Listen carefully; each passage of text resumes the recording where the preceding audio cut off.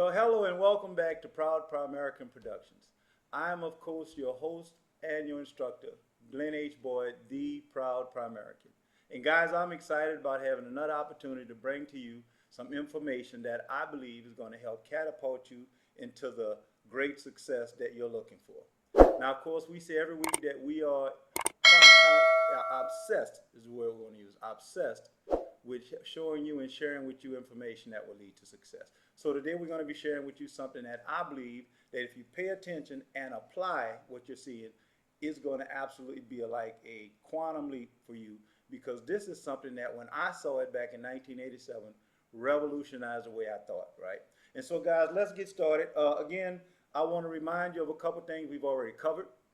We talked about if you're going to be successful, the first thing you have to have is a belief level, right? And some of the things we talked about, your core beliefs in Primerica, is that you must first believe in the cause. There is a cause, right? Because we are righting a wrong. Whole life insurance continues to come into communities and really wreck people's lives because it's giving us less in the time of loss. So we want to continue to fight that fight. We're correcting the wrong. And then, of course, as you go out and you enlist other people to join you in the business, you're part of the crusade. And that crusade enables you and others to now join forces in going out and battling these evils that are in our communities. And of course, then we talked about the concepts, right? And some of the concepts we've covered over the last few weeks, we talked about being able to go sit with a family and help them properly determine if they need insurance, and if they need insurance, how much do they truly need. And we used the DIME formula to talk about the debt, the income, the mortgages, the income, the education, all those things that need to be taken care of in the time of loss. And when you're able to sit with a family and show them that you're going to show them how to be made whole, that word indemnify that we've talked about, this is going to show them that you're out for their good, not just to sell a product. And now we talked about answering the question, do I need to pay for insurance all my life? And so we use the theory of decreasing responsibility to show families how to go from an insurance position to an investment position, right? You want to start off where you have enough insurance to cover all of the expenses you have while you're young and building, but you're growing money at the same time, so that now as you move into your latter years in retirement, you need money, not insurance. And so the theory of decreasing responsibility gave us a chance to show and help families with that. In today's concept, when I first saw this again in 1987, I was introduced to Primerica by a guy named Abraham Smith. And Abraham took me to an opportunity meeting in which I saw this presentation, right?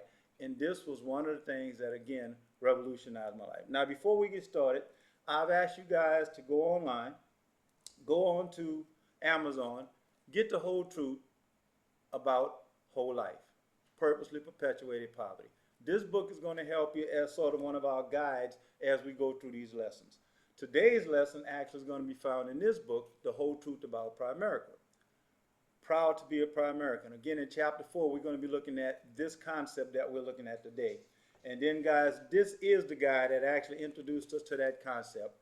Go out and get Rich Dad's Cash Flow Quadrant by Robert Kiyosaki, your guide to financial freedom, right? This book contains everything you need to know about how to actually interact with the cash flow quadrant. So as we get started with that, this was the first, you'll be able to put this first one up. This is frame 1. This frame here was the one that really just revolutionized my life. When I first saw ESBI, I had no clue what ESBI stood for. I was an educator. I was well educated, right? I had a degree in English. I had my associates, my bachelor's, my master's. I was ready to see the world and help the world, but I had no clue what ESBI meant. And when I saw this, it opened my mind to the possibility of doing more than teaching. Now, what is ESBI? Put up that second frame, Ash. This is what you'll be looking at. Now, here you'll see E is for the employee, right? S is for the self-employed. B is for the business owner. And the I is for the investor. Now, what do each of these people represent in our communities? Now, again, in chapter 4 of the book, you'll see us start to talk about all these many components as you go into the book and read up on all these. We're going to do a quick synopsis of what each represents, but go in chapter 4. Now you can reference every part we talked about. Now, the first part, E, the employee.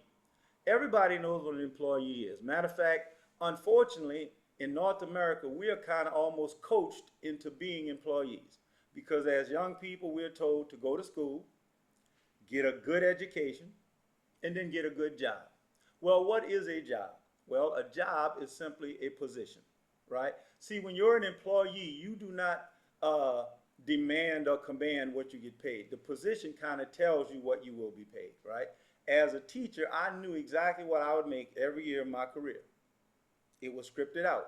And here's the drawback on being an employee. When you're an employee, your pay is based on the position, not the person. See, you can have two school teachers. One is a great teacher. He shows up early, he works late, he does extra things to make sure the kids are getting everything they need to be prepared for life as they move on, right? He gives a little bit more than everybody else and then some. Then you have that teacher who barely shows up on time, always leaves early, very rarely does anything extra, right? But if they have the same degrees and the same number of years in the system, guess what? They'll make the same money. Because again, as an employee, my pay is based on the position, not the person. You can be the most exceptional employee in the world. It won't do anything for you as far as your pay. So a lot of times people start to realize the other drawback is I have very little freedom, right? Because true freedom or true wealth involves freedom. When you're free to do the things you want to do, not what you have to do, that gives you command of your life. Employees will never get there. Most employees will actually work themselves to death before they work themselves into wealth. So then we start to look at moving from the employee position to the second position, which is the self-employed. Now here you get a little more hope because as a self-employed person, now your pay is based on the person, not the position. Because when you're self-employed, you don't work a job, you are the job. See, we all know beauticians and attorneys and doctors, people of this sort, right? They actually are the job. But the beauty again of being self-employed is if you're better than someone else, you can command more money than somebody else. See, you might have one doctor, has the same degrees and everything, credentials as another doctor, but this doctor draws in millions of dollars a year because he has people coming from all over the world because he's proven that he's good in his field. He can do what needs to be done. Then you have the other doctor who barely gets by because he's not as good as the other doctor. You might have an attorney. People fly in from all four corners of the world because he's proven that he can get the job done. And then you might have an attorney who lives right across the street and you won't even enlist him to help you with a parking ticket. They're better than each other, right? Those that are better can demand higher money, right? And we all know people in that situation that have certain skills. You're a beautician, right? You have some beauticians that, of course, people come from all over and wait hour after hour and pay thousands upon thousands of dollars for that person to turn them, help them look like they want to look. And then there are other people you wouldn't let them do your hair for free. That's the difference when you're self-employed. But again, the one drawback to being self-employed, and Primerica will quickly teach you this, you don't want to stay here long because there is one inherent danger with being self-employed. Everything is on you. And so any time off is a pay cut, right? Is a financial setback. What I mean, if you want to take a vacation, right? If you're not working, you're not earning. If you're sick or injured or you have different needs with your family going on where you need time off for your family or you need personal time off, anything that takes you away from what it is that you're good at, the thing that you're supplying, your product or service, the skill you have, is a pay cut. So if everything is on you and you're not there, that becomes a problem. So what we want to do now is show you how to quickly move from the left side of the quadrant, the employee or the self-employed, and take that quantum leap over into the right side of the quadrant. But let me just give you an idea of why many people have joined Primerica and found that they can make this leap. Because, of course, if you go to chapter 1, page 11 and 12 in the book, you see, listen to some of these careers that people had before moving into Primerica and now running businesses, right? Teachers, preachers, plumbers, painters, salesmen, store managers, doctors, lawyers, plant workers, coaches, real estate agents, social workers, nurses, military people, accountants, pharmacists, bankers, carpenters, truck drivers, cashiers, delivery persons, police officers, firemen, municipal employees, pro athletes, the butcher, the baker, the candlestick maker. Everybody in the community has an opportunity through Primerica if they would like to move from being a employee or a self-employed person into business ownership. But now here's where it really gets good, because let's look at business ownership. Pull up that third frame. We're going to look at this, right? This is going to be our third frame, and we're going to be looking at the type of money you make in each quadrant. Now, we just left the linear side. The linear side, the employee and the self-employed, these are folks who trade dollars, or they trade hours for dollars, right? That's why you hear people talking about, I make so much per hour. But on the linear side, remember, as an employee and self-employed, you're dealing with limited resources. There's only so many hours in a day, and there's only so much money allocated to each position as an employee. And as a self-employed person, again, you don't want to work yourself into the grave. So now when we go over to the right side of the quadrant, the business owner, notice, has a system in place. Now, as a business owner, you have a system, and now it provides a product or service, and the system involves the efforts of multiple people. Everything is not dependent upon you, right? You have people working with and for you, and whether you're there or not, the system is what produces your income. Think of being somebody, if you were to own, say, some of these smaller franchises, like maybe a McDonald's or KFC or Ace Hardware, or maybe you want to start your UPS store, right? Think about those. How often do you go into a McDonald's and you see the owner doing everything or at being there at all? Most times they're not there because the system is in place where you got teenagers coming in. They know how to make a Big Mac, drop the fries. The system works with and without the owner.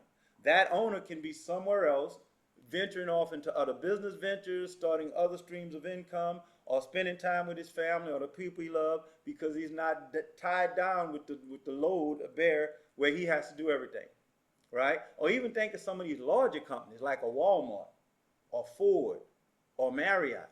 How cool would it be to be in those positions where now you have money coming in and you're doing the things in life that you want to do, not that you have to do, right? Now, certainly it's going to take more time and sweat equity, but the beauty of Primerica, it doesn't matter who you are. Everybody has the same opportunity to grow into business ownership, but not risking what you already have in place. Be it an employee or a self-employed person, you can continue doing that while you learn to build a business. Because, of course, business owners now can create the type of income that will lead them into our fourth quadrant. And if you're looking at fourth spot, now we're talking about being an investor. Now, what's the beauty of being an investor? Well, the beauty of being an investor is that you have money working for you, right? Money making money. Your investments is making money. And why is that so important? Because most people have already realized that there is no human being who can outwork money. See, money never calls in sick. Money never gets tired. Money never needs a vacation, right? Money doesn't have to ask for days off to deal with family issues or personal issues. And if you employ money, money will never complain. So as you get money working, right, now you can do the things you truly want to do. That's true freedom, when you're doing the things you want to do versus what you have to do without the worry of money. That's freedom. That's what most people truly desire, right? We want to move from that left side to the right side. Now, again, what I want to do is look at that third quadrant again, Ash, where we looked at leveraged income versus linear income. Leveraged income, of course, is the the business owner and investor has a system and money working. The employee and the self-employed trades dollars for hours, right? And if you ask most people, when you look at this way, the four ways that we make money legally in our society, right? If you look at the four ways, where do you think most people truly desire to be? An employee, self-employed, or a business owner, or an investor? Most people are always going to say to the right, right? As a matter of fact, when I sat and I looked at this and the question was asked, I immediately said, oh, I want to be on the right. Because I knew, again, I didn't want to spend my whole life as a school teacher knowing I could never live the lifestyle that I truly desired or deserved, because it was just a position that would only pay me so much money. But when I saw this, I said, I have to find a way to get from the left to the right. But now here's the hard fact. Put up that forward frame, Ash. This is what they're going to be looking at, right? Now, you'll notice here again, you got the employee, right, has a job. You got the self-employed, right? They really are the job. You got the business owner that has a system in place, and then you have the investor that has money working for him. Again, we always say most people want to move from this side to this side. But look at the bottom of this particular frame. There are some numbers there that should be kind of shocking to you. On the left side, 95% of the working population, the people that are earning income in our society today, 95% are on the left side. They are employees or self-employed. But only 5% of the wealth is on that side of the quadrant. Whereas if you go over to the other side, the business owner and the self-employed person only make up 5% of the working population, those that are earning income on that side. But that side of the quadrant controls 95% of the wealth in our society. So if everybody wants to be on the right, but 95% of the people continue to dwell on the left, what is the disconnect? That's what we're going to be looking at in the upcoming lessons, right? Because I want to show you why I believe, even though most people truly desire to be on the right, they continue to stay in the comfort zone of the left, the employee and the self-employed. So the cash flow quadrant, guys, if you go again and look at Robert Kiyosaki's book, and you get some of these lessons, there are three types of businesses, three business systems, and your goal is to own a system and have people working that system for you, right? It says, think of a system as the bridge that will allow you to cross safely to the left side from the left side of the quadrant to the right side. It's your bridge to financial freedom, to financial independence. We're going to be looking at this book a little more in depth on our next lesson because we want to talk about the mindset and what it takes to really move, not just talk about moving, but put the actions in place to move you from employee, self-employed, to being a business owner who can now invest enough money to where now he becomes an investor who lets money do the work while he enjoys life, or he or she enjoys life, right? Is that making sense? Now again, here are three tips that I want to leave to some of the insight to what helped me make my determination that I have to get to the right side. The first thing was, I asked myself, do I love my job more than I love my family? You got to talk about the love you have for your family. Is that love that you have for your family great enough to drive you to say, okay, I have to find a way to cross over, right? I love my job. I loved helping make other kids better, but I love my family more, right? So I wanted to make sure that I could do the things that allowed my family to have what they desired and what they deserved. The second thing I asked myself, when I look at my position, because that's all it was as a school teacher, we always say my job, but I was filling position. I looked at that position, and did I see future fulfillment? Right? See, that's one of the things. A lot of times you see people or you hear people talk about how they really almost despise their jobs. They don't like their jobs. They're not happy with their jobs. Because most of us, if we're in the position of an employee, you can look down the line and you can see that the future is really not that bright.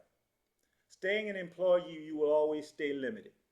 And so I saw that I wanted greater fulfillment in the future, so I knew I had to make a change. And then the third thing is, I knew at one point in life I wanted to be free. I don't want to be under the thumb of somebody else always telling me when to be there, where to be there, how to. When you have money working for you, you are now an investor. You have freedom. Is freedom worth fighting for, right? And that's going to be some of the conversations we're going to have over the upcoming weeks, because I know most people that talk about moving to the right have a genuine desire to go, but they don't have anybody showing them how and what it takes to move. That's what we're going to do for you guys. We're going to show you that it's not impossible for you to go from the left side, the employee to self-employed, to the right side, owning your business and becoming an investor, right? So I'm going to give you our quote of the week. Our quote of the week is going to tie right into what we've been talking about this week. It says, when you change what you say, you change what you see, because words make our worlds. Think about it. Too many people, as you probably have these conversations with people, I've had them. When you talk with people that have jobs, they always claim it to be their job. I got to go to my job. As a matter of fact, when I was teaching, I took possession of everything. It was my classroom. It was my books, my desk, my board. Don't write on my board. Don't write in my books. Don't stand in my chair. Everything was mine. But when I retired, only thing the school system let me take was me. I owned nothing. I only filled a position, right? So we got to stop saying to ourselves, our jobs, my job. What we want to start focusing on is our businesses. When I started talking about building and establishing businesses, my whole world changed. We started focusing on creating multiple streams of income. That's what business owners can do. And that led us to freedom, to where now we can do more of what we want to do, what we choose to do, not what we have to do. So again, mind what you say, change what you say, because words make worlds. And of course, guys, as always, I am proud to be your partner in helping you find business success. I will see you at the TOP, because the TOP is the place to be. This is Coach Boyd, the Proud Primerican, signing out. Until our next podcast, God bless.